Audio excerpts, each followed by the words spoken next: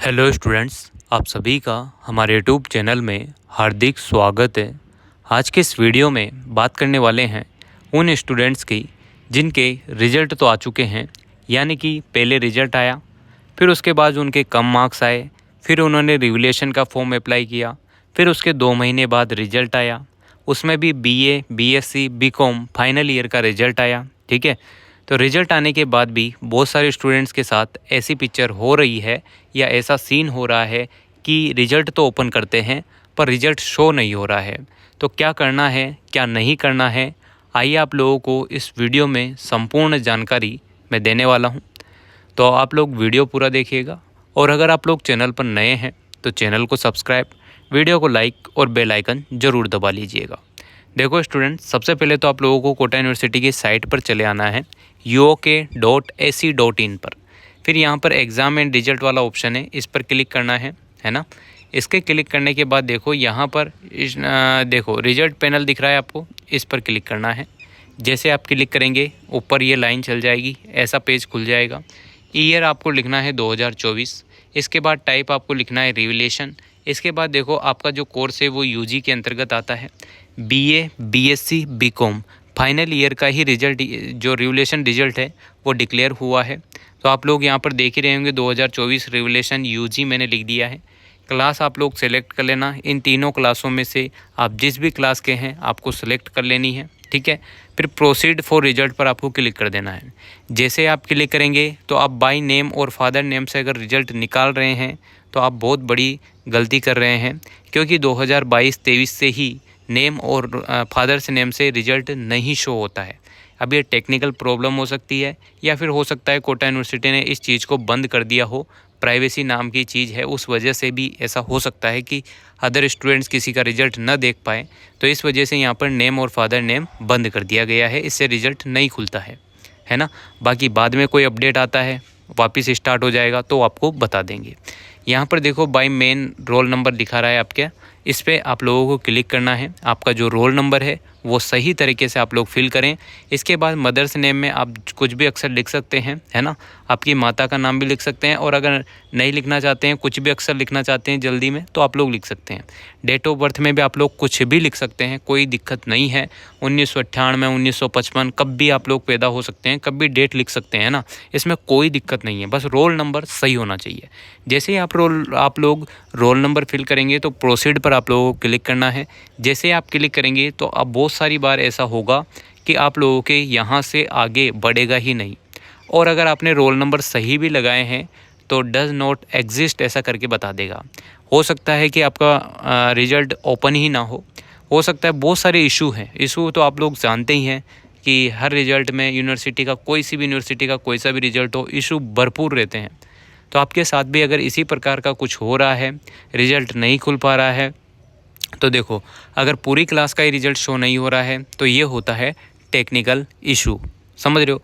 तो ये तो आप लोगों के जो प्रिंसिपल है कॉलेज के, वो ऑटोमेटिक ही यूनिवर्सिटी संपर्क कर लेते हैं, फ़ोन भी कर सकते हैं, और ज़्यादा ज़रूरी हो तो जा भी सकते हैं, आसपास ही हो तो, है ना। तो वहाँ पर जैसे ही सूचना जाती है कि रिज़ल्ट ओपन नहीं हो रहे हैं तो यूनिवर्सिटी आपके रिज़ल्ट को वापस से अपडेट कर देती है और रिज़ल्ट शो हो जाते हैं। बहुत सारी बार क्या है, टेक्निकल प्रॉब्लम्स होती है, एरर, मिस्टेक, बहुत सारी चीज़ें हैं इंटरनेट पर, तो उस वजह से रिज़ल्ट तो अपलोड हो जाता है पर आपको शो नहीं हो पाता है, और यूनिवर्सिटी को लगता है कि रिज़ल्ट अपलोड हो गया, पर यहाँ पर स्टूडेंट परेशान होते हैं कि उनका रिज़ल्ट शो ही नहीं हो रहा है। तो ऐसी चीज़ें होती रहती हैं, हर बार होती है, पहली बार नहीं हो रही है। तो इसमें ज़्यादा से ज़्यादा आप लोग 1 या 2 दिन का इंतज़ार कर सकते हैं, यानी कि 24 घंटे या 48 घंटे। अगर इसमें आप लोगों के कोटा यूनिवर्सिटी ऑटोमेटिकली अपडेट कर देती है तो बहुत अच्छी बात है। आप लोग अपना रिज़ल्ट वापस से इसी प्रकार से जैसे मैंने आपको बताया आप लोग चेक कर सकते हैं। और मान लो फिर भी आपका रिज़ल्ट अपडेट नहीं होता है और आप लोगों का रिज़ल्ट नहीं खुल रहा है, तो इस कंडीशन में आपको क्या करना है वो भी सुनो। इस कंडीशन में आप लोगों को अपने कॉलेज के जो भी आपके प्रिंसिपल है उनको बताना है कि सर मेरे साथ ये प्रॉब्लम हो रही है, मेरा रिज़ल्ट नहीं खुल रहा है या मेरी पूरी क्लास का नहीं खुल रहा है। अगर पूरी क्लास का नहीं खुलता है तो ऑटोमेटिकली वो सही हो जाता है, उसमें कोई दिक्कत नहीं है। और अगर किसी एक पर्सनल का, एक दूसरे का, तीसरे का, गिनती के लोगों का अगर नहीं खुल रहा है तो वो ज़रूर अपने प्रिंसिपल सर को अवगत कराएं कि मेरे सामने ये समस्या आ रही है ना, और मेरे को आगे की क्लास में एडमिशन लेना है, उसकी फ़ीस देनी है, तो मेरे को क्या करना है क्या नहीं करना है। अगर वो भी आपकी बात नहीं सुनते हैं, वो भी कहते हैं कि वेट कर लो, तो आप लोग ज़रूर वेट कर सकते हैं। पर मान लो आपको 7 ही दिन हो गए, 8 दिन हो गए, 1 महीना हो गया, फिर इस कंडीशन में क्या करोगे? अपना एडमिट कार्ड लेना, एप्लीकेशन लिखना कि मेरा रिज़ल्ट अब आया था, रेगुलेशन का ये आया था, मैंने काफ़ी वेट भी किया और मेरा रिज़ल्ट शो नहीं हो रहा है, तो कृपया मुझे अपने नंबर बता दें या मेरी मार्कशीट कॉलेज में भिजवा दें। ऐसा कुछ आपको लिखना है और यूनिवर्सिटी देकर आना है, या स्पीड पोस्ट भी आप लोग कर सकते हैं। तो आपका जो भी समस्या है उसका समाधान हो ही जाता है। ऐसी कोई यूनिवर्सिटी, ऐसा कोई टीचर नहीं है जो आपकी बात नहीं सुनता हो, सब सुनते हैं, क्योंकि आप जो टीचर है वो स्टूडेंट की बदौलत ही है कि टीचर बने हैं, क्योंकि बच्चों के सपोर्ट में ही तो यार सब चीज़ें हो रही ना। तो आपकी समस्या को सुना जाता है। बिल्कुल आप लोग कोटा यूनिवर्सिटी जा सकते हैं, कहीं से भी आप जाएं, चाहे बाई बस जाएं, बस जाएं, बाई ट्रेन जाएं, कैसे भी जाएं, आप लोग कोटा यूनिवर्सिटी पहुंच जाएंगे आराम से। वहां पर आपको जाना है, जाने के बाद आप लोगों को परीक्षा नियंत्रक कार्यालय है, वहाँ पर तो आप लोग रिवोल्यूशन से संबंधित सारी बातें पूछ सकते हैं और डॉक्यूमेंट जमा करा सकते हैं, हार्ड कॉपी वगैरह। और खिड़की नंबर 101 है, जो कि मेन कार्यालय के जस्ट पीछे की साइड में है, फ्रंट मतलब जस्ट पीछे ही है ना। और पीछे के गेट से जाएंगे तो आपको आगे ही शो हो जाएगी।